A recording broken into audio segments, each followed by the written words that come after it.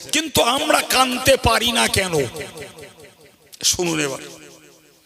সম্মানিত ভাইরা আমার, মনে রেখে দিন, হযরত হুযায়ফা রাদিয়াল্লাহু আনহু নবী পাক সাল্লাল্লাহু আলাইহি ওয়াসাল্লামের প্রিয় সাহাবী, তিনি বলছেন, সামি'তু রাসূলুল্লাহি সাল্লাল্লাহু আলাইহি ওয়াসাল্লাম ইয়াকুল তুরাদুল ফিতানু আলাল কুলুব। হুজুর বলেছেন, হুযায়ফা নবীর চিন্তাশীল সাহাবী, তিনি বলছেন, নবী বলেছেন আমি নিজে কানে শুনেছি। সুবহানাল্লাহ। সাহাবী বলছেন আমি নিজে কানে শুনেছি। কি শুনেছেন? তুরাদুল ফিতানু আলাল কুলুব, মানুষের মনে পরীক্ষা ফেলবেন আল্লাহ। ছেলেরা বাক্যটা মুখস্থ করে ফেল বাবা, মায়েরা মুখস্থ করুন। আল্লাহ বলছেন, রাসূল বলছেন যে মানুষের মনে আল্লাহ পরীক্ষা ফেলবেন। এরকম একটা সত্যি কথাও বলা যায়, মিথ্যা কথাও বলা যায়। সত্যি বললি 100 টাকা লস, মিথ্যা বললি 100 টাকা কামাই। এরকম গালও দেওয়া যায়, ভালো কথাও বলা যায়। আমি ভালো কথাটা বললে পরীক্ষায় পাস, গালটা দিলে পরীক্ষায় ফেল। কাউকে ইচ্ছা করলে আমার গায়ে বল আছে, আমি একটা চড় কাউকে মারতে পারি, মারলে গোনা হবে। ধৈর্যটা ধরতে পারলে সওয়াব হবে। এই কথা বোঝাতে পারছি? এইগুলোই হলো পরীক্ষা। এবার আপনি এই দুটো তিনটে বললাম, এবার আপনি মিলিয়ে নেন। প্রত্যেকটা ক্ষেত্রে ক্ষেত্রে আমাদের জন্য আল্লাহর পক্ষ থেকে পরীক্ষামূলক বিষয় আমাদের মনের কাছে ফেলা হবে। জি, আপনারা যারা মজলিসে বসে সবার শুনছেন আদবের সঙ্গে, জি ঠিক এই মুহূর্তেই খোঁজ করলে দেখা যাবে হয়তো 5টা ছেলে বাইরে ফ্রি ফায়ার আর পাবজি খেলাচ্ছে। ইয়া নবী বললি আসবে। সত্যি বলছি, আমি গল্প বলছি না, আমি বাস্তব বলছি। তাহলে যারা আদবের সঙ্গে এই মজলিসটায় বসে জলসা শুনছেন, এরা প্রথম অবস্থাতেই পরীক্ষায় পাস। এদেরকে শয়তান ওই খেলায় নিয়ে যেতে পারেনি, বুঝতে পারেননি। কিন্তু যারা এই কোরআন হাদিসের মজলিসে বসে গোনা না ঝরিয়ে, সওয়াব জোগাড় না করে, জ্ঞান সঞ্চয় না করে তারা ফ্রি ফায়ার আর পাবজিতে ব্যস্ত, ওরা নিশ্চিত এই পরীক্ষায় ফেল। কথা ক্লিয়ার হয়েছে? জি, এবার আসুন। হযরত হুযায়ফা রাদিয়াল্লাহু আনহু বলেন, আমার আল্লাহ পাকের নবী বলেছেন, ও সাহাবীরা তোমরা মনে রেখে দাও, আমি আল্লাহ পাকের নবী বলছি, তুরাদুল ফিতানু আলাল কুলুবি কাল হাসিরি উদান উদা। নবী উদাহরণ দিয়ে বুঝিয়েছে। জি, আমাদের দেশে এখন চ্যাটাবুন্তি আর খুব একটা দেখা যায় না। আগে ছোটবেলায় দেখতো। আমি গতকালকে জলসায় ছিলাম, সেই বাঁকুড়ায় প্রায় জঙ্গলমহলের কাছে, বেশ খানিকটা জঙ্গল পেরিয়েও যেতে হবে। তো দেখি স্টেজে দেশে চ্যাটা, নামাজ পড়তে চাইছি পার্টি দেশে চ্যাটা। বুঝতে পারেননি? তার মানে কি ওদের কাছে এখনো যথেষ্ট পরিমাণে চ্যাটার প্রচলন আছে, এবং সাধারণ বিছানার তুলনায় ওদের কাছে চ্যাটার সম্মান আছে। ও দামি কুটুম গেলেও চ্যাটা দেয়। জি, সে ভালোই লাগতেছে নামাজ পড়তে, দাঁড়াচ্ছে না, কিন্তু নামাজ পড়েছি তাতে, কিন্তু অভ্যাস নেই। কথাটা কি জন্য বললাম? আমার মায়েরা বোঝে আমরা তো চ্যাটা বোনা কাজ করি না, পুরুষের কাজ না ওটা। চ্যাটা বুনতে গেলে একটার পর একটা পাতা এভাবে জোড়ে। ওই উদাহরণটাই 1500 বছর আগে নবী দিয়েছেন। কাল হাসিরি উদান উদা, চ্যাটাই বুনতে যেমন একটার পর একটা পাতা সংযোগ করা হয়, মানুষের মনের কাছে প্রতি মুহূর্তে মুহূর্তে পরীক্ষার জিনিস চলে আসবে। আজকে একটা কাল একটা, এরকম না বাপ, মুহূর্তে মুহূর্তে মুহূর্তে মুহূর্তে।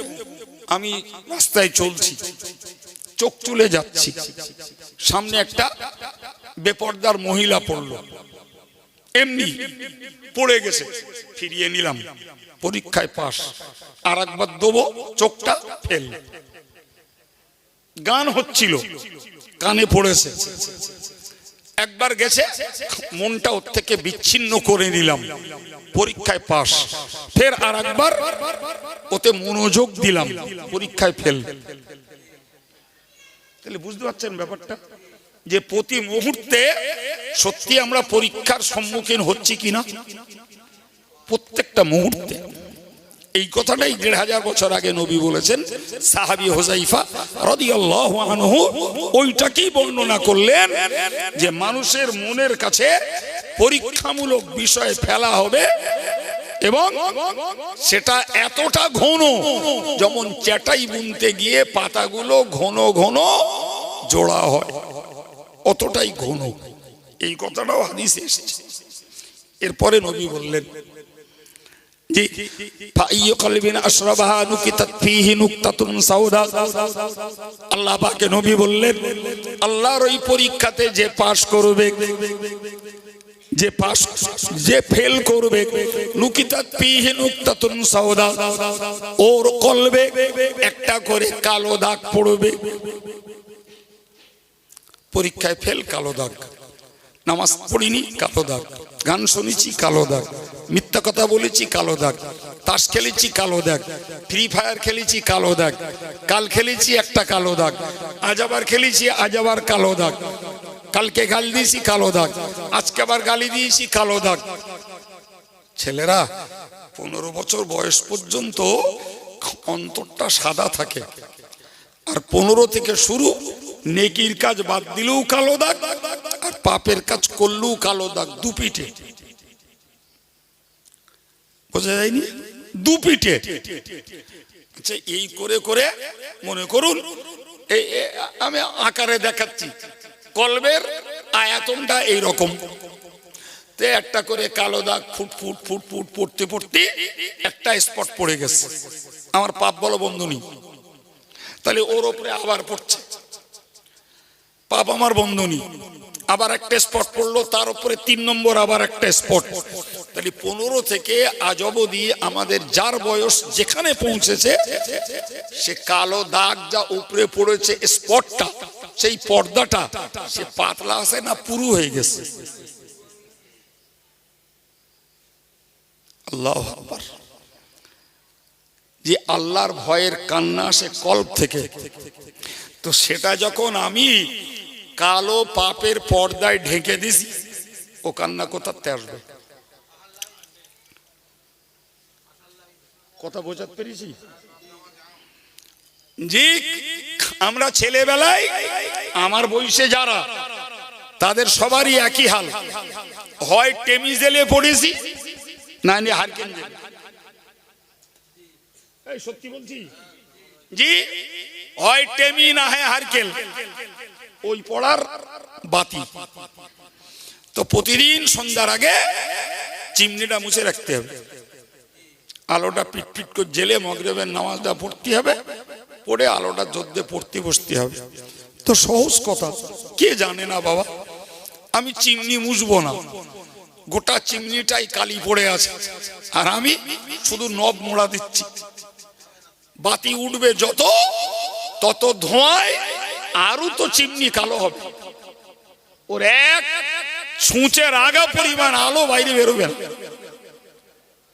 আমাদের অবস্থাটা ঠিক ওই জায়গায়। যত পাপ করছি, কলবের উপরে 1 পর্দা, 2 পর্দা, 3 পর্দা, কত পর্দা যে পড়ে গেছে তার ইয়াত্তা নেই। ভাইরে, তো ইমানের আলো ওখান থেকে কি করে বেরোবে? বেরোনোর জায়গা নেই। ইমানের আলো বার হওয়ার কোনো উপায় নেই, প্রিয় ভাইরা আমার। আর ওর থেকে আল্লাহর ভয়ের পানি বেরোনোরও কোনো সুযোগ।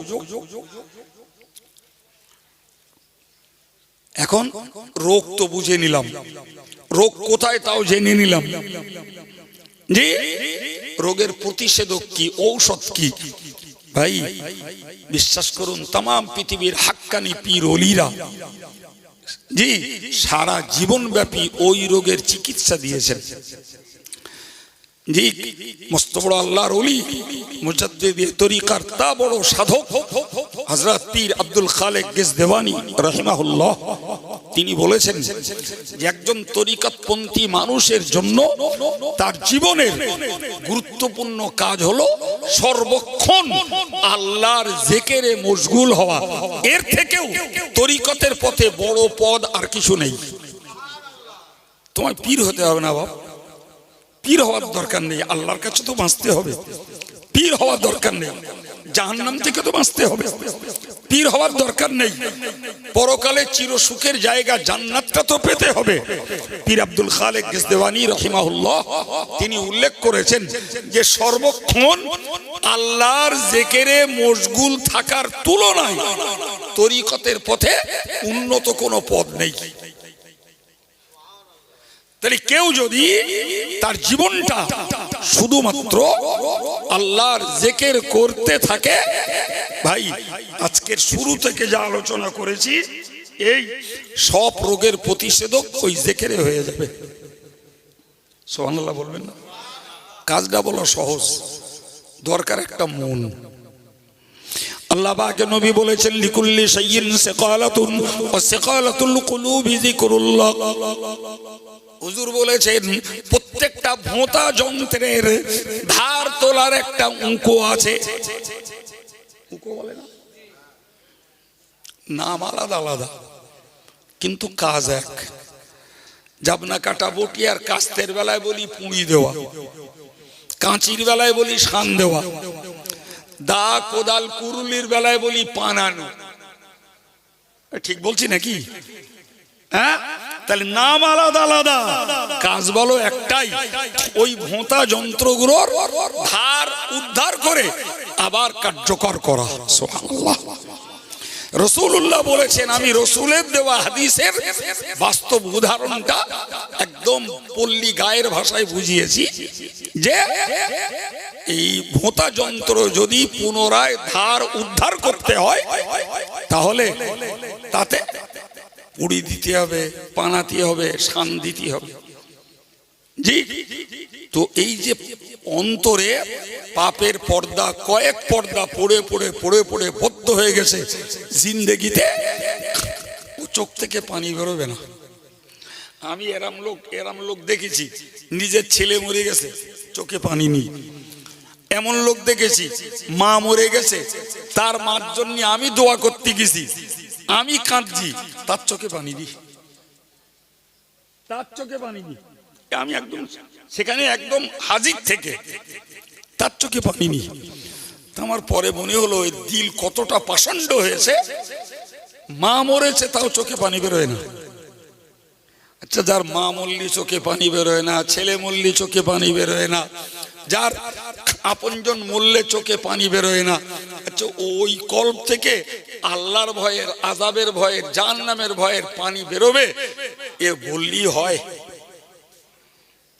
জি, ছেলে রাসূলুল্লাহ বলেছেন লাইয়ালি জান্নার মান বাকা মিন খাশিয়াতিল্লাহ। আল্লাহ নবী বলেছেন ওই লোকটা জাহান্নামে যাবে না, ওই নারী, ওই পুরুষ, ওই যুবক জাহান্নামে যাবে না যে পুরুষ, যে যুবক, যে যুবতী, যে পর্দার মা যেই হোক না কেন, আল্লাহর ভয়ে যে কাঁদতে পেরেছে ওই মানুষটা জাহান্নামে প্রবেশ করবে না। সুতরাং অবশ্যই জাহান্নাম থেকে বাঁচার জন্য কান্না একটা বড় হাতিয়ার। জাহান্নাম থেকে বাঁচার জন্য কান্না একটা বড় সম্পদ। কিন্তু বললেই কান্না আসবে না। কান্না যদি আনতে হয় তাহলে প্রথম থেকেই বড় বড় পাপগুলো থেকে নিজেকে বাঁচার জন্য হার্ড অ্যান্ড সোল চেষ্টা করতে হবে। বাঁচতে পারিনি, ঘটে গেছে, আল্লাহর কাছে মাফি চাইতে হবে। জি, তারপরেও মাপ হয়েছে কিনা জানি না, দৈনিক জীবনে আমাকে একটু আল্লাহ আল্লাহ করা অভ্যাস করতে হবে। যদি এই আঘাতে আঘাতে, এই ঘর্ষণে ঘর্ষণে কলবের উপরে পড়া পর্দাটা যদি উঠে যায় বাবু, তাহলে আল্লাহ চাহে তো একদিন তখন চোখ দিয়ে পানি বেরোবে। আর তখনই জাহান্নাম থেকে বাঁচার একটা আশা করা যাবে।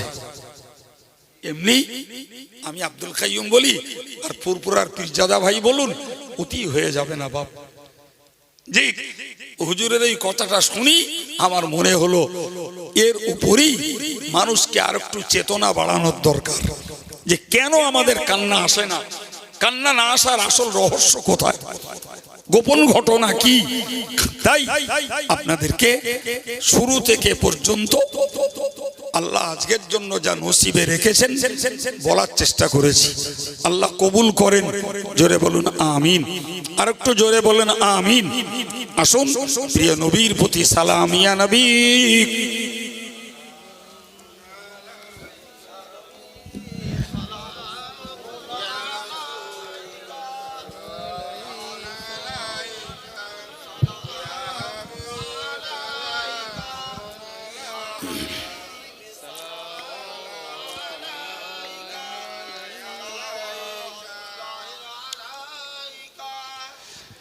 সাহেবে ইন্না ফাতাহনা কুনতা কানজান কা খজিনা নূর সে মামুর सीना मिश्क से बेहतर पसीना या नबी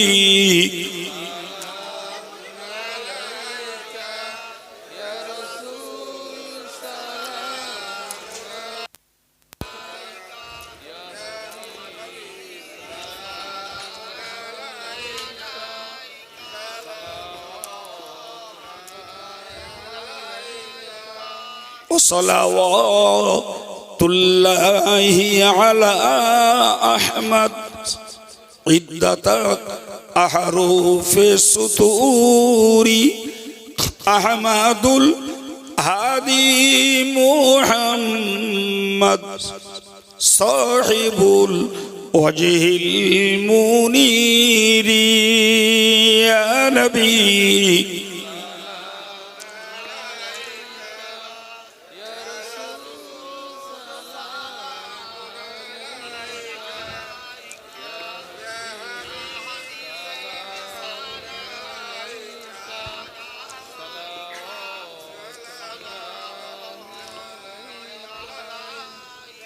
من يرى وجهك يا سعد يا كريم الوالدين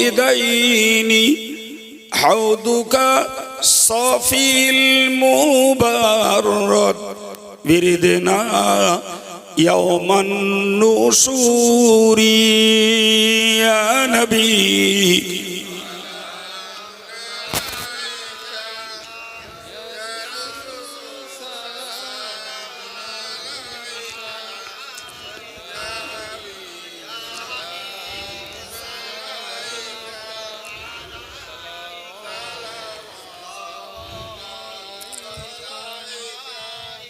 يا رب صل وسلم